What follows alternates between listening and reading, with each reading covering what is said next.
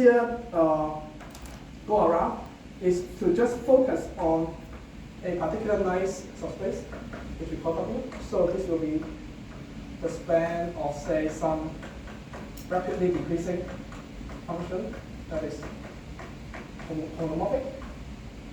So these are known to be dense in L2R, and all these operators kind of preserve this space.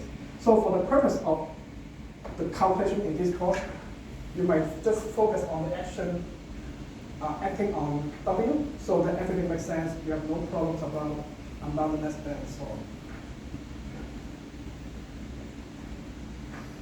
Right, so this is the representation given by Teschner, and according to our goal to find the action of the Casimir, I can use this part.